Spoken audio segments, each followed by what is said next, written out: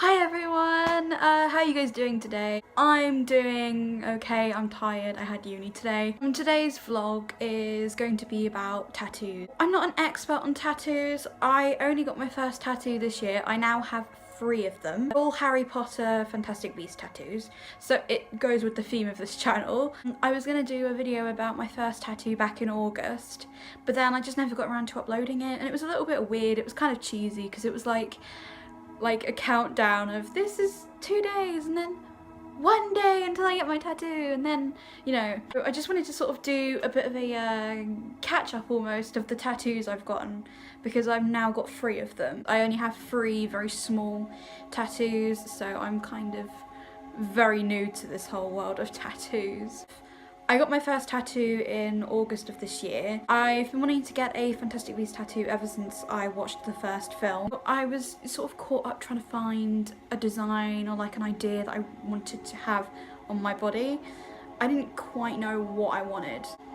I mean, I kind of thought like at first like Thunderbird, because Tina's house is a Thunderbird and I'm a Thunderbird, but then I spoke to some people online and they said it would be in sort of poor taste because of the whole Native American cultural appropriation thing, and the last thing I want is to offend someone or get a culturally offensive tattoo. It took me a while to kind of decide what I wanted. For my first tattoo was Tina Goldstein's wand. So yeah, that's my first tattoo.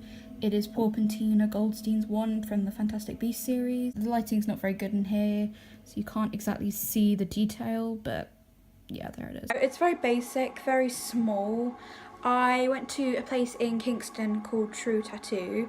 There, I went to, I think it was 2 different tattoo places, and then in the end I decided this was the place I wanted to go to, because the other place was closer to my uni. These were both in the Kingston area, but I didn't feel it was as friendly, and I felt very intimidated when I walked in, and I felt like I was being dumb when I walked in to ask questions about it. The second place I went to, True Tattoo, immediately when I stepped in the door they were very friendly, they were very kind to me. Every time I went in to ask about a price or about a design I wanted, they've been absolutely wonderful. And then I decided I wanted Tina's wand because Tina is my favourite character, and also because it's quite small, it's quite simple. I didn't want anything like massive tattooed on my arm. I wanted it to be sort of easily covered, like, you know, if I went out maybe like and had like a jumper on, I could easily cover it up. Well, I went with Tina's wand because while it's a very sort of basic wand, Tina is my favourite character, and I feel like the Tina's wand describes her personality. She's no nonsense, no frills.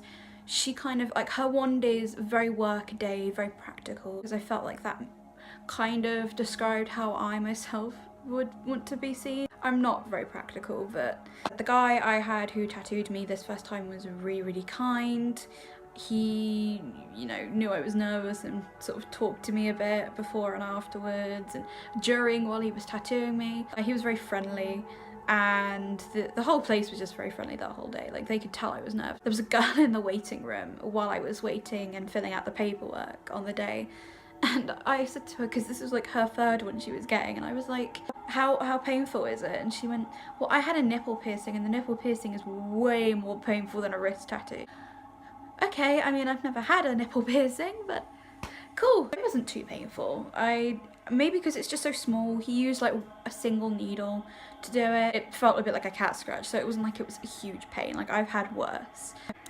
My second tattoo was actually last month, so that's October, and I knew I wanted another one because after I got my first one I was already planning my next one. Getting tattoos is super addictive, so, you know, it's very addictive, very expensive. And I was looking at quotes from Fantastic Beasts and I was like, I don't really know if there's one I want tattooed on my body, but then I was flipping through the screenplay and I was looking at stuff on Pinterest and all that, and a quote just immediately stuck out to me, and that's Newt saying, worrying means you suffer twice. I absolutely love that phrase. I worry so much about everything, about my university work, about my blogs, my social media, about my work. I worry all the time. I thought those were very wise words to live by. This is my second tattoo.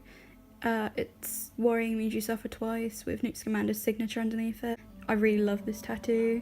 I feel like it's one to live by. That one was a little bit more painful. I'm gonna be honest, that one was a little bit more painful than the wand. It was just a single needle.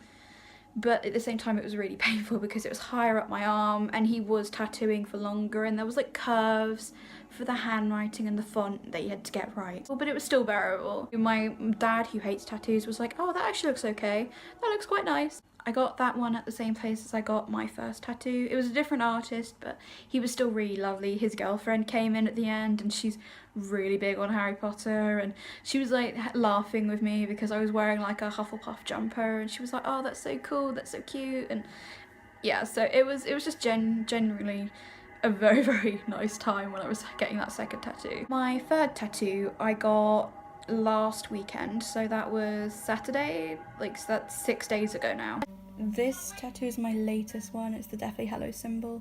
This was what I was considering getting for my first one before I decided to ultimately go for the Tina one, for the Tina Goldstein wand. So I wanted to get this tattoo because I know a lot of Harry Potter fans have this tattoo, and that was kind of what was putting me off because I didn't want it to be a tattoo that everyone had. Like, that kind of feels a bit cheesy and a bit fake at times. I decided that I wanted to get it because the Deathly Hallows is something that connects the Harry Potter and the Fantastic Beasts series. So the Elder Wand, the Resurrection Stone, the Cloak of Invisibility, those are the Deathly Hallows, but also because the Deathly Hallows symbol is used by Grindelwald.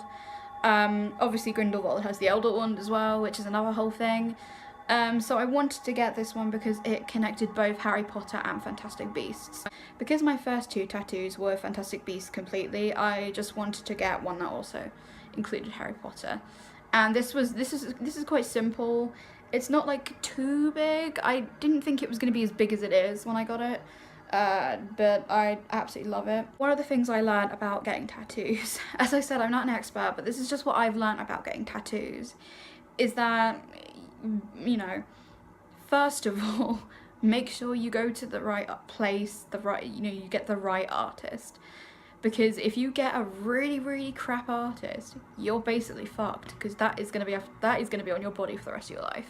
Like I said, my artists, they were all different artists, but they were with the same parlour. They were all really, really nice, really genuine. The last guy I didn't really talk to as much because I feel like he was a bit rushed and a bit more pressed for time, but he was still kind. He still took his time to, you know, he took his time to go over it, and he took his time to look after the tattoo. This one the Deathly Hallows symbol started to bleed more than the other two. So like with the other two, like with the wand, it was like a single little dot of blood that came out. And then with this one, it was like a couple bits here and there, like a couple little beads, but there was nothing too major. Whereas with this one, there was like quite a bit of blood, and I knew, like, I'm usually okay with blood, but I was looking at it like, is that normal? Like, thankfully it is. So yeah, he was very kind.